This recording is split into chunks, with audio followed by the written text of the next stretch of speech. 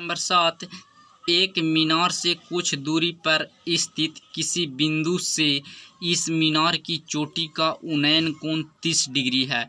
इस बिंदु से मीनार की ओर 20 मीटर दूरी तय करने पर प्राप्त बिंदु से इस चोटी का उन्नयन कोण पहले से 15 डिग्री अधिक है। मीनार की ऊंचाई कितनी है? तो देखिए यहाँ कह रहा है एक मीनार से कुछ दूरी पर।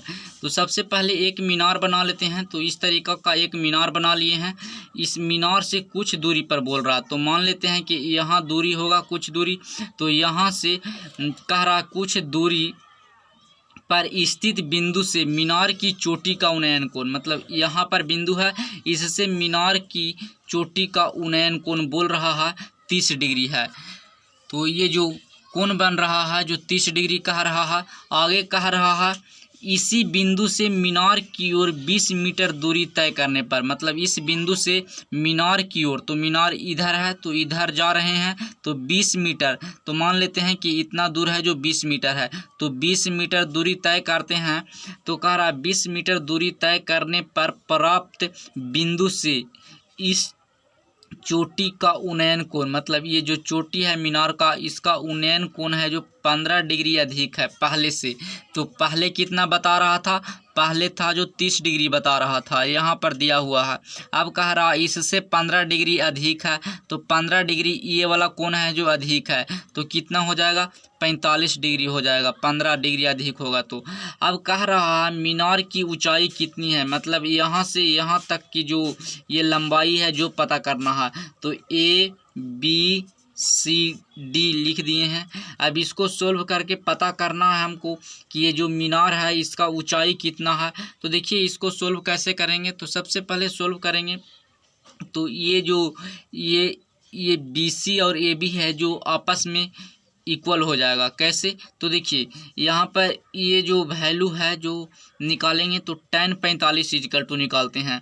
और ये जो ABC दो त्रिभुज है, एक है ABC और एक है त्रिभुज जो ABD त्रिभुज हो जाएगा। तो सबसे पहले हम देखिए त्रिभुज यहाँ पर लिख रहे हैं त्रिभुज ABC में सोल्व करते हैं सबसे पहले। तो यहाँ सोल्व करेंगे तो कितना हो जाएगा? tan 45। तो tan 45 इक्वल टू हो जाएगा लंब बटा आधार, तो लंब हो जाएगा AB और आधार हो जाएगा BC।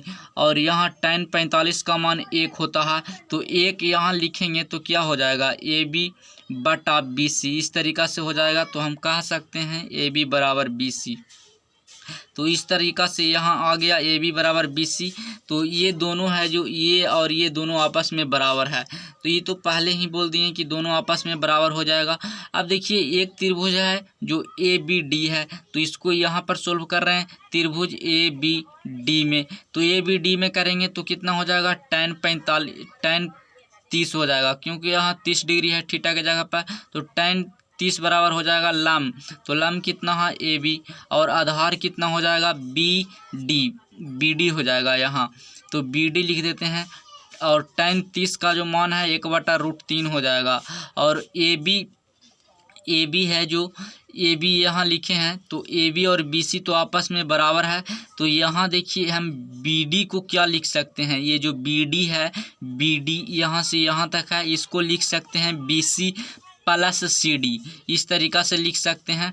तो BC प्लस CD लिख सकते हैं। तो यहाँ AB लिख देंगे ऊपर वाला वैल्यू, और यहाँ BD, तो ये BD के जगह पर, यहाँ पर हम BD के जगह पर क्या लिख सकते हैं?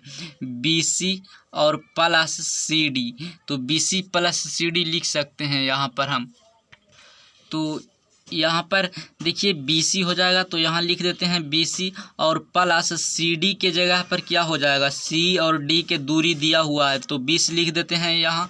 अब देखिए जो AB है और ये यहाँ पर है जो AB और BC बराबर है आपस में, तो ये BC को हम कह सकते हैं AB, या AB को हम कह सकते हैं BC। तो AB और BC आपस में बराबर है, तो इस तरीक़ा से लिख देते हैं। अब देखिए AB के जगह पर हम BC को लिख दिए हैं, AB को हटा देते हैं क्योंकि दोनों आपस में बराबर है, तो BC लिख दिए। अब इसको सोल्व करते हैं तो क्या हो जाएगा? तो सोल्व करेंगे तो √3 BC हो जाएगा। और ये है जो BC प्लस 20 हो जाएगा। इस तरीक़ा से हो जाएगा। अब ये 20, ये जो BC है जो इधर जाएगा तो माइनस में हो जाएगा, तो √3 BC minus BC is equal to 20 हो जाएगा। इस तरीक़ा से अब ये है जो BC को कॉमन ले लेंगे, तो BC को कॉमन लेंगे यहाँ पर, तो यहाँ पर लिख देते हैं, तो BC को कॉमन लेंगे इस तरीक़ा से, BC को कॉमन तो बच जाएगा √3 और -1 यहाँ हो जाएगा और इजिकल टू 20 हो जाएगा। इस तरीक़ा से हो जाएगा।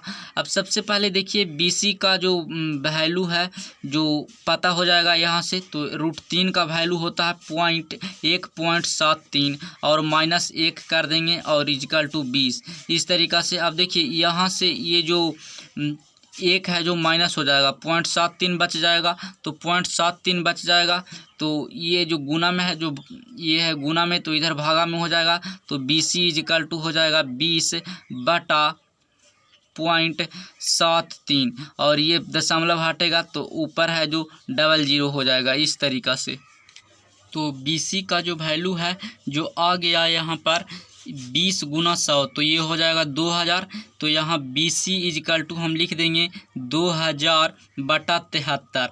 अब इसको 2000/73 है, इसको हम सोल्व करेंगे तो आ जाएगा, मतलब 73 से इसको डिवाइड करेंगे तो आ जाएगा 27.3 मीटर। तो ये BC का वैल्यू आया और निकालने के लिए कह रहा था क्या, तो ये है जो BC का और इसका जो वैल्यू है जो सोल्व करने पर 27.3 मीटर आ गया। तो निकालने के लिए भी बोल रहा था यहाँ पर BC, क्योंकि BC है जो AB के बराबर है और पूछ भी रहा है क्वेश्चन में मीनार की ऊंचाई, तो मीनार है जो ऊंचा कितना है, A और B का बीच का दूरी पता करना है, तो A या B का बीच का दूरी बराबर है B और C का, तो हम कह सकते हैं कि इसके बराबर है AB। तो AB का भी डिस्टेंस कितना हो गया 27.3 मीटर। तो इसका सही आंसर 27.3 मीटर हो जाएगा जो ऑप्शन नंबर C में दिया हुआ है।